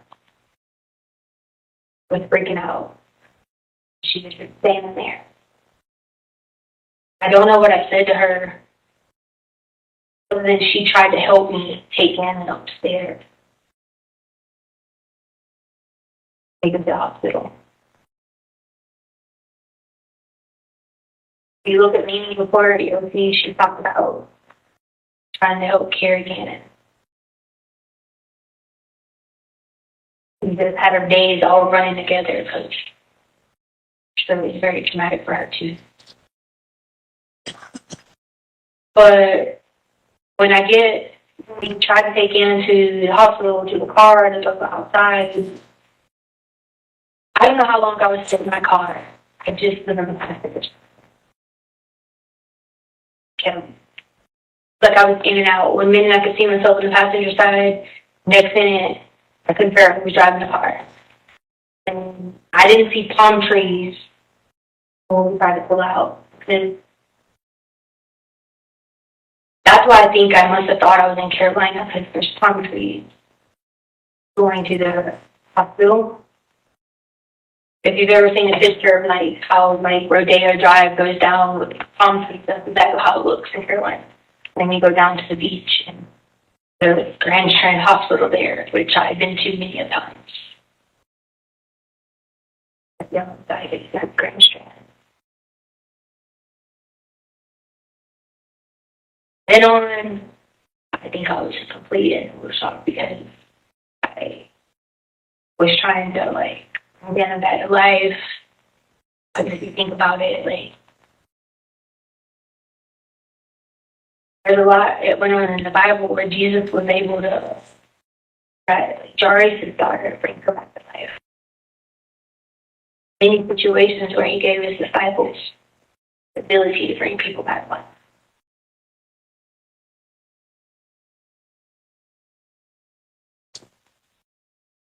I know at some point in time during that, Maria felt a threat. What she does. Child molesters, someone who hurts children, someone who rapes women, not to mention what was going on in the garage. That's the way she protects them. Eliminate a threat. But once me and Lena are sitting there trying to go to the hospital, like, I'm realizing, like, what is going on. Road kicked in of the I tried to get them burden. Even at the GameStop, they tried to get the footage from GameStop. I don't know if they got it or not, but I was trying to get in the game. I already told him he was going to get it for $60.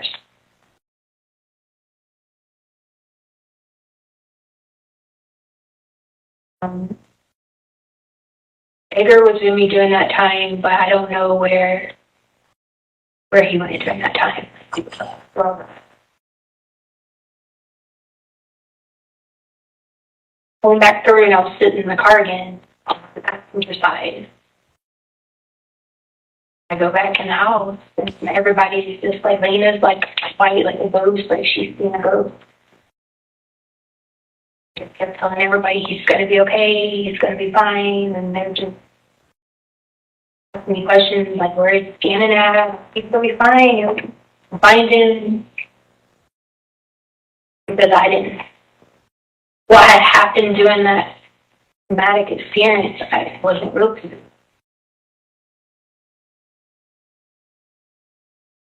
You gotta imagine if you were just somewhere and all of a sudden you're trying to bring somebody back to life and then now you don't know where he's at and you're telling everybody it'll be okay. Coherence, all a gap. A little bit of coherency, a gap. As you can see, if you look at the evidence from then on, it just spiraled. Telling people about getting me. What was going on? Because I was trying to piece together what had really happened. You know. At some point, I know I was Maria telling them about Mike was dead. But that was not what she would have done. It eliminated someone through the molesting. So the stories that are on the evidence are all over the place because I really didn't know how to put together the pieces. I had time memories here and time lapses there, and then visions here, visions there. 1 minute I was in Carolina, 1 minute I wasn't.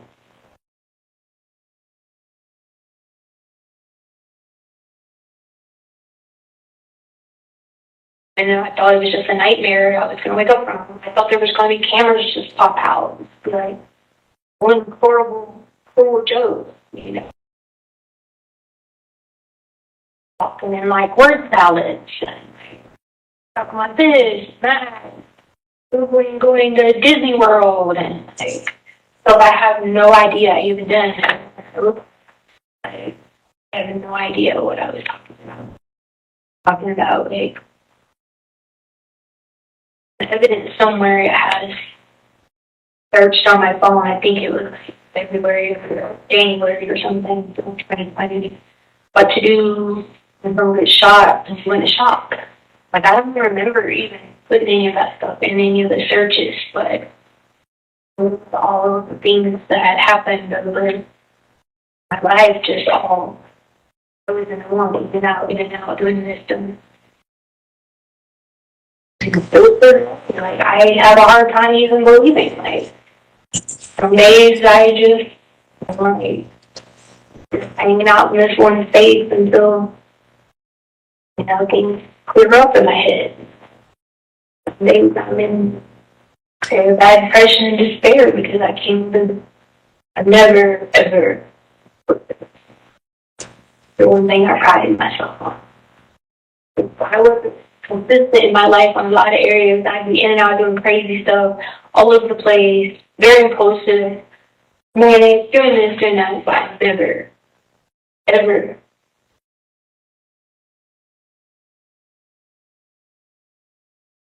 yeah, I might have not showed up somewhere, but I'd be on a plane somewhere, but like nothing that would have put anyone ever changed. You're like, you could say, and that's hardly, you could ask anyone. Talk kids, had them across the country, this place to that place. Like sometimes I would just be manic and get everybody in a plane and end up somewhere. No one's ever. But it's about life. Keep it all together. And just looking at evidence, and then you look at evidence, and you're like, that's not true. When we spoke to you last time, you had mentioned that you thought it was an intruder, escape, and that you and Lena had moved the body before you even realized. Right. Yeah, that's what I was saying. We got to go to the hospital, but like, I didn't know it was more until we got to. we have to go out the house, up the stairs, or whatever. Like, I never even knew what was going on until we got to the house, and I heard that noise. And I think I heard that. Yeah. And I guess my question is, why even where the body was, why move it? That was the question I can't answer for you. That would have been something that would have been like an instinct from another part of my body to do, because it definitely wasn't to hide or conceal or do any harm in any other way.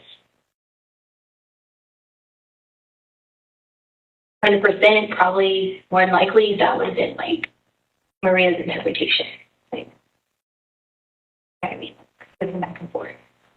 In Maria's mind, if it's a person who is child molested, then they need to be eliminated.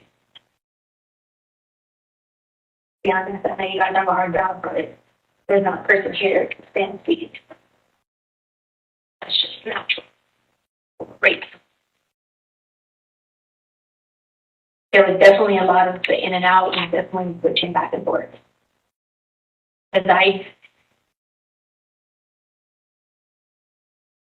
didn't even realize. Not even the thought of being an intruder. It was more so the thought of someone in a cave. I told you the cave was red flag. To me, if I had been having thoughts of me and my stepdad throughout that whole time prior there, it's not even dead. And I'm haunted with that off and on my entire life. Like, of him being there, of him being in a certain situation, or me being back in that house that I grew up in, or the night terrors of all the abuse that we have lived through. So that's why it would be. If he's come now and I'm dealing with all this with Gannon mentally, which probably 100% his stepfather is messing with him, like, how could it be? It's just how protection instincts work. Right? If you were to give me a test on protective instincts, I'm scored 90%, because that's how the brain works. And you gotta think, I got Molly upstairs, Green upstairs. So, and how Maria works is it's not always to eliminate people, like take them out. It could be just to remove people from a situation with everybody. And she has extreme power to that, you know, to actually carry somebody and to do those things. Like, when I'm in the Maria mode, like, I have extreme power. Unbelievable. Special powers, I guess you could say. Something like that. People come back and tell me, oh, it happened since I was young. Police reports, so when I was young.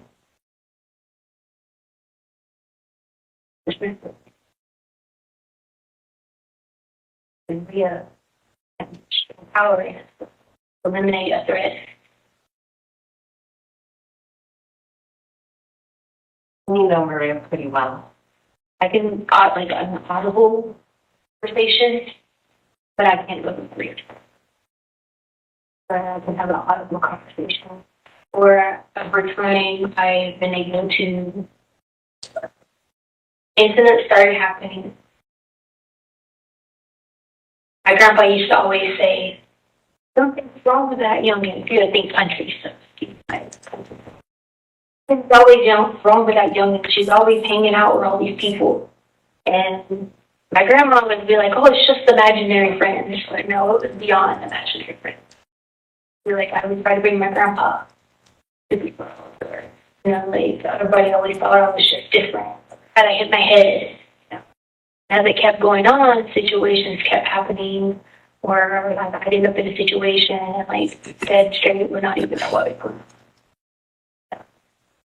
I went to a doctor in Florida about it one time, but I think they tried to give you all the information, but Dr. Bushman had deleted his he's every 5 years or something like that.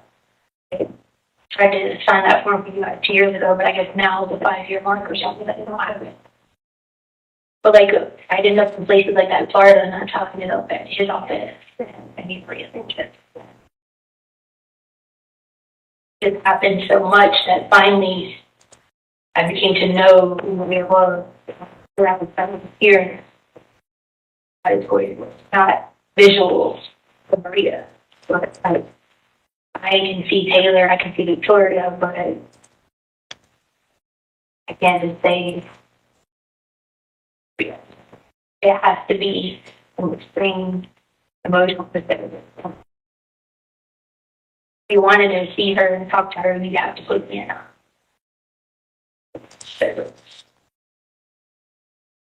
Did you say you can have a conversation with her, meaning you can ask for something and she... Yeah, because like the people that come and see me, they've been coming up and they've been trying to figure out if I can find out why I have so much traumatic stress about drugs.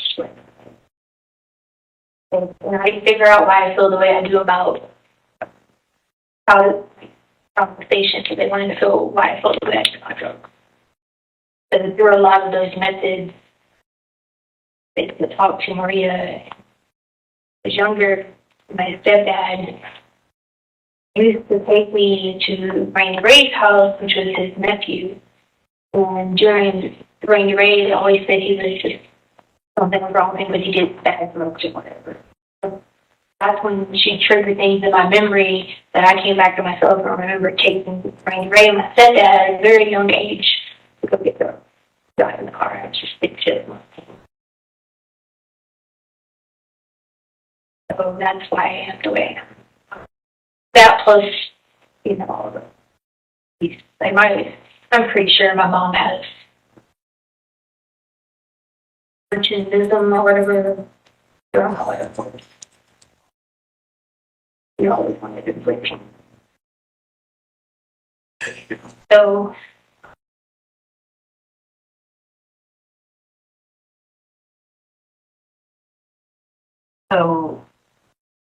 sorry, going back to what I was asking before. No, it's okay. You said you have an audible conversation with Maria. You also said that there are people coming to see you, I assume doing some sort of therapy with you. yeah. Associated with this, and that's how you talk to Maria? No, so like, it's been a couple weeks that we've been doing this, but they wanted to know why I felt that way about drugs. So, you know, when someone kind of gives you a certain small thing, like you start having those intrusive memories. Like you could not remember something, but then see something that like triggered that memory. And so as I was doing that, it triggered that memory, and that's how I could hear Maria and have the conversation with her about it. So it was part of those methods that we were doing to find out. And who's doing these methods with you now? Whoever might offer. I don't remember.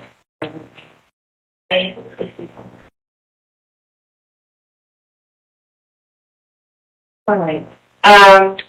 Well, I'm wondering, when you say you can have an audible conversation with Maria, and the question now, if you could tell Maria, you know, what she was thinking and what she was.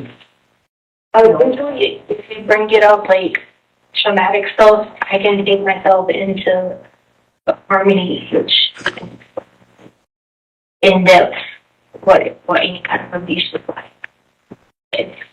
It's very hard because that's the only way you get it like extreme. So like, well, the surroundings like what it feels like. And I've had to do that once in this process, and it's very difficult because, you know, for the other person having to hear it, you know, I go back and read their, you know, the report of what they typed about what I said in harmony, and it's very disturbing. So yeah, so it. I definitely don't want to take you back to your childhood. I'm just wondering about, you know, at the time, the alleged offense. Oh, future where you know, for you, the memory gets fuzzy, Right. between, you know, you're looking for getting, you're thinking someone's in the house, you see the shadow, you're having kind of that repeated thought of Ecclesiastes 33, time to kill, time to heal. And then the next thing you sort of remember is being in the car. And on some level, it sounds like your perspective is an assumption Maria took over at that point in time. And that Maria is your protector. She comes up in these situations where there's a threat. So I'm wondering, you know. Can you talk to Maria through me is what you're asking? Yeah. Okay, if you just said it that way. I'm sorry.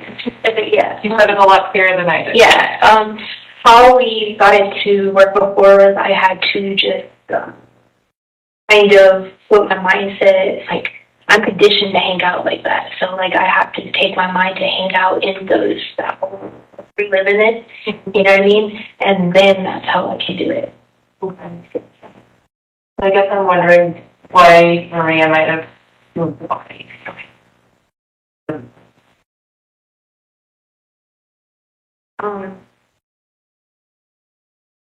I don't think you guys have any of the stuff, because, like, how we did it before, was we had, like, the evidence she's been on.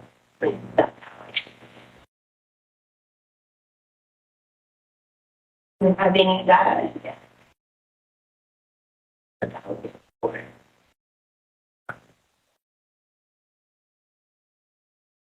Would have to have something trigger the switch or trigger me, like, going into that thought process, or to, it's not really daydreaming, it's like, just,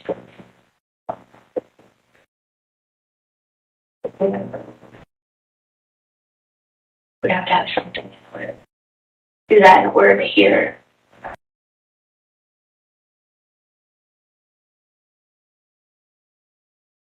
Can't just be like, pick up the phone. Explain that. Yeah, yeah.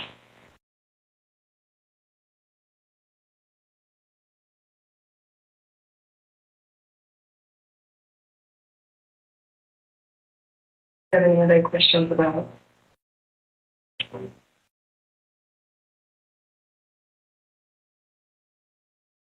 I'm still a little unclear about these gaps. When you can't remember, is that when?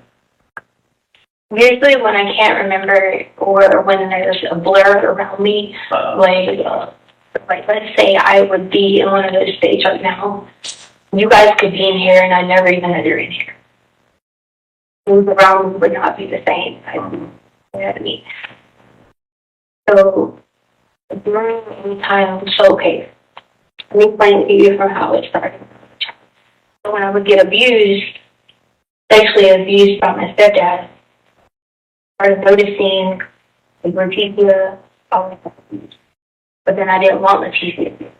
So if I trained my brain to go somewhere else and let harmony be abused. So that way, if anyone, like when the counselors and stuff like that at school would ask, like me, Letecia, have you been abused? I always kind of like, no, because harmony is the person that would be abused. So, back to what you were asking, that's why those gaps come into play, because I can take myself to those worlds. Like, when one of the worlds is Christina, and how Christina works is when I was younger, my mom used to leave me by myself, take care of the kids, and she would try to leave my stepdad with me. But then she'd leave us by herself with the slaves, and I would be taking care of kids while she was on his house. So that's how Christina came along, and she's a gymnast. So, like, if I have a gap or I go somewhere, when I was a child, I'd go to Christina because That was during the time of the Olympics, the 1996 Olympic Games. Everything in my house became like a gymnasium and apparatus. So everything around me was like that. Not like crazy stuff where people be like, oh, there's an alien. It's just that the surroundings are like that, where, you know, like my body gets put in the surroundings. And that's how I had, so that's why whenever there's a gap in it, I went to this place and done something else. Or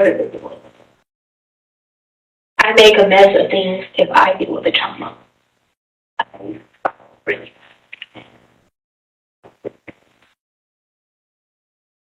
Be nothing straight. If I didn't do that, I couldn't have been a teacher. I couldn't have got my degree. I couldn't have done a lot of things because of how I had to deal with my childhood. And it goes on into my adulthood. It doesn't just stop at my childhood, you know. Right there because I'm conditioned to live out there. Something else might be going on in that world. It's not like I just am driving on the road and I'm like, oh, I'm over here. Let me just look. That would be dangerous. It's not like that. If something happens that causes me not to want to deal with it, then I can switch. But the thing about Maria is I cannot just switch to her right now. It has to be in the form of protection, or it has to be in the form of, like, getting me out of it. So, like, the other day at the jail, I think the other day, I don't know. I ended up in a turtle suit. Let's just say. I didn't know how I ended up in a turtle suit, right? And so I'm trying to let you see how that got worked. I remember being on the phone, getting ready to dial a number, and I heard them say, hey, you have to move to cell 9 because they're having some construction going on at the jail, right? So they took us out of our ward, and so I won't go to the tower, so I have to that house of segregation until the ward is finished. So I remember hearing them say cell 9. Well, cell 9 is where I developed Janelle because so much trauma in segregation. That's where I developed Janelle. Well, that was the last thing I remember. Then, next thing I know, I ended up at SC. And SC was because I was in a turtle suit, and they said I was trying to hurt myself. So, I kind of put it all together. I'm like, why was I trying to hurt myself? But what happened was the trigger from cell 9 brought back the memory of the fact that I was going to have to be able to survive in segregation right now, meaning, you know, no book, no radio, no food, nothing, started all that because there's an instruction that apparently I called my friend Amy, Maria. I called my friend and she was talking in another language. And Amy, and during that time, they said that I went upstairs at my body, Maria, and the deputy gave me a play-by-play. Deputy Lee said that because she was watching from another camera. She said that Maria looks this way, looks that way, and then tries to jump off. So you know how the jail, they have the rails, and there's like rails like this, tries to jump through the rails. But once I was able to come later on, I pieced everything back together. Maria had called my friend, she was talking another language, and then she tried to rescue me. How she tried to rescue me was, she wasn't trying to kill me, she was trying to, like, bungee jump off. Because in her mind, I was like, bungee jumping off. But I am the one that ended up in the truck. So then I had to go through the whole protocol of, why are you going to hurt yourself? So the deputy, when she came, Deputy Browder came to SC, is when I came back through. She said I was talking to her first as Maria, but then she was like, when I came back to myself as Letecia, she said, you were just Maria. And then I was like, why is that turtle suit? But then once I got everything back together, you could piece it together. So answering the question, what you just said, that's how it works. So the only way I'm left to piece stuff back together is like the evidence stuff or like okay, well, this has got to be clearly you on the camera, and I see myself. Okay, yeah, that's clearly me on the camera. Looking at it, like, that's me. I don't know that I'm there, you know. That's kind of how, I don't know if you understand what I'm saying about looking gaps, but it's not like I'm just like, hey, I don't remember. It's, I'm not there. So, like when you find yourself in Orlando, Mm-hmm. who gets you there? Well, I found out through this, is that fire?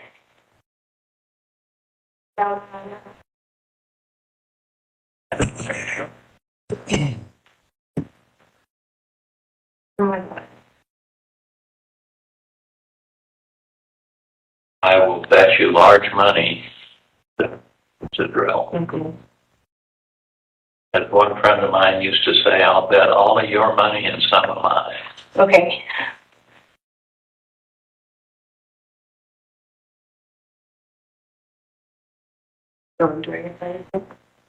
Um, where was I? Wait. Okay, yeah, so you find yourself in Orlando. At the end there. All right. Try not to focus on it. That's distracting. Well, no, I'm telling you, it's just like crazy because I'm like, I told you how to throw my fires.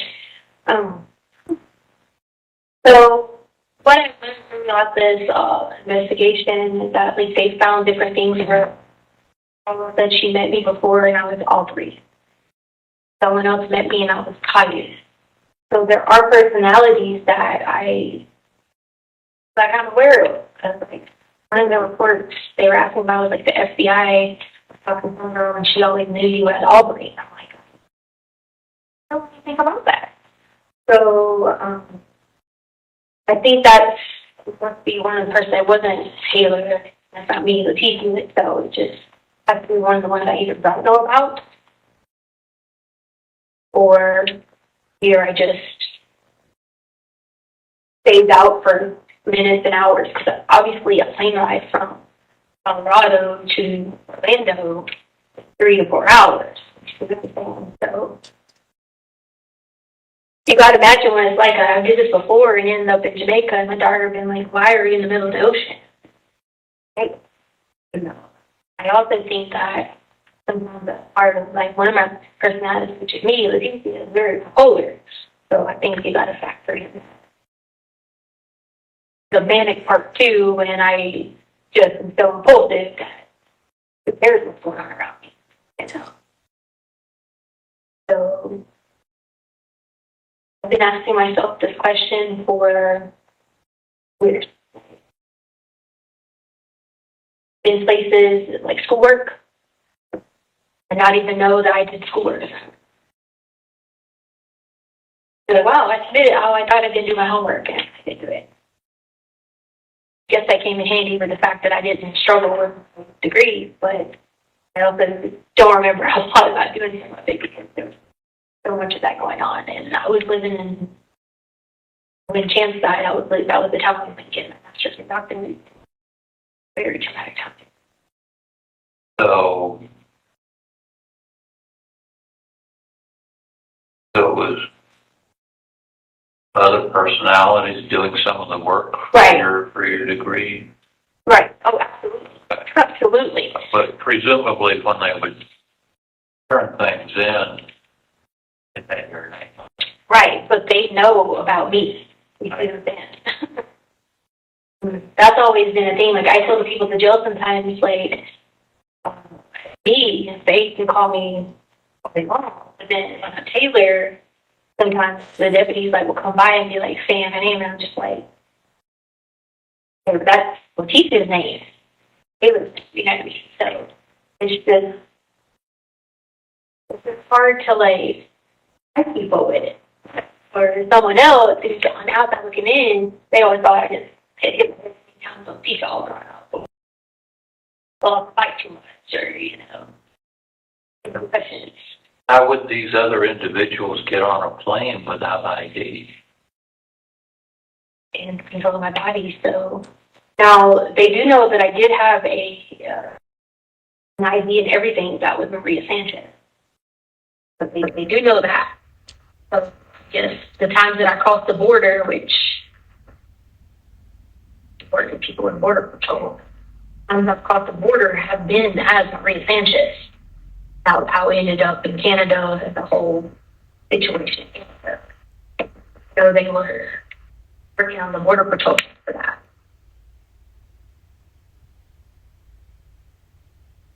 But that's why, like, on some of the questions, when I answer and I'd say, like 5 or 6, 4 or 5 or 6, because, like, it's when this would happen. It's not like all the time. It's only when certain things have to trigger it. You know? It's not like every day I just wake up and oh, I don't know what happened. Like, I don't have cognitive. I don't think I do. Because memory as far as like you do their little memory thing. Of course I'm great at them, but you catch me in the middle of a situation, I may not even be able to tell you the date. Right. So it's still the same. When I was talking to the people that come and see me, like at the jail, like I said, I had to hit my hand, but I didn't feel it hitting my hand in Maria. So when they come back and show me all the pictures of how my hand looked, and this girl had drugs or whatever, and she had flaked it, and she was in depth stuff or whatever. Last thing I remember is I tried to get the deputy's help, and then when he hit me. So when I switched to Maria, that was a perfect example. I didn't remember anything after that because her instinct is protective mode. So when I hit the wall, it's Maria, it never hurts. So by the time I came back to myself, they're all like, you need something for your hand. It hurt my hand. But I do, the reason the whole thing happened with the shit was because when I was little, I wanted a dog. And some of the dogs were dirty, we're not allowed to have dogs. So they used to make me sleep outside, like, hurt. She was like, here, dogs put shit everywhere, dogs are gross, you know. So that's another example of why I'm clear with something, because a situation like that, I'm not going to be the one getting shit thrown me. You know what I mean? Or I'm not going to be the one solving the problem.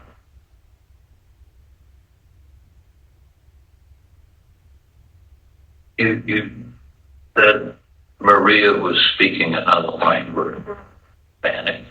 Maria can speak Spanish, but my friend said when Maria called her that day, she was talking Russian. Because I guess my friend had to figure out what was going on or whatever.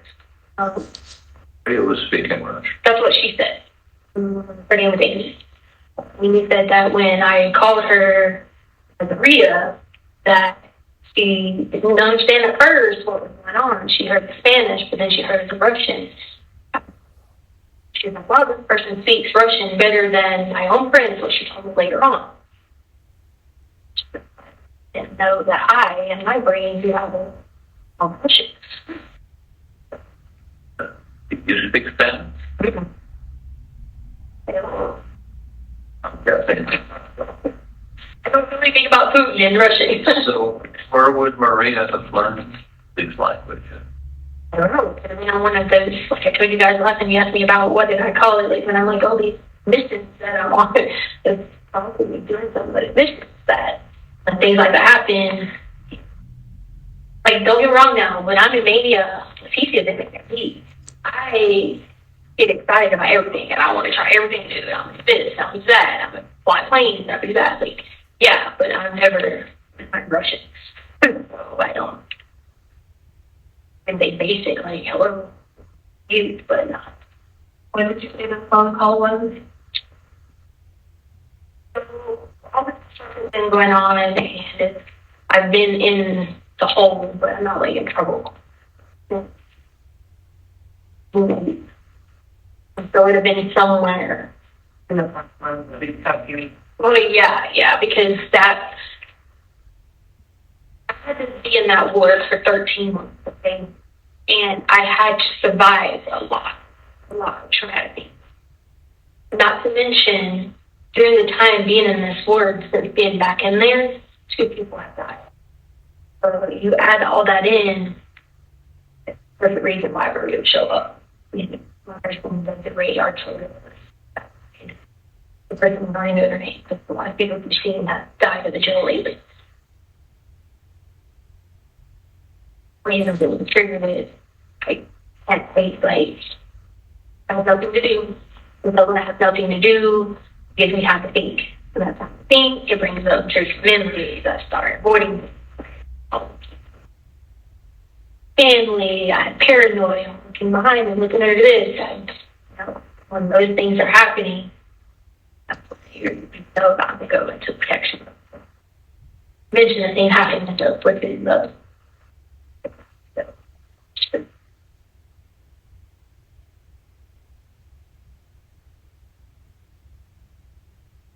and like as Letecia, I have a jaw problem. You know, I'm sorry, guys. like TMJ. Oh, okay. Yeah, but like they give me like a certain diet and stuff for me when I'm at the jail because I have TMJ in the jaw. But like if I'm Taylor, I could eat whatever and it don't hurt my jaw. Craziest thing, and people are always like looking at me like that's how they kind of can know the difference, you know. Yeah. How I Before, forget. One item here for 110. Yeah.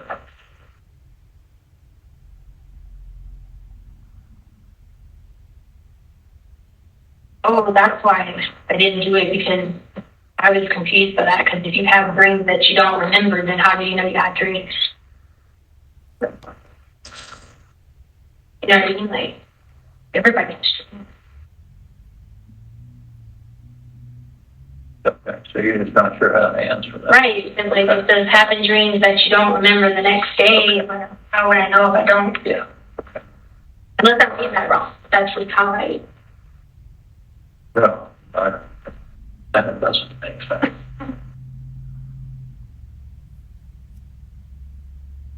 That's an interesting question. I mean, it kind of goes along with some of the problems. I think you have personalities that you don't know about. How do they know about you? Mm-hmm.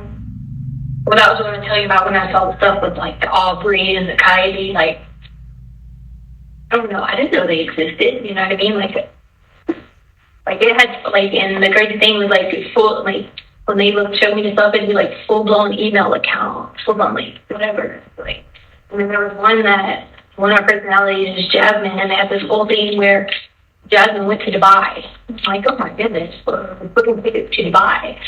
And so like,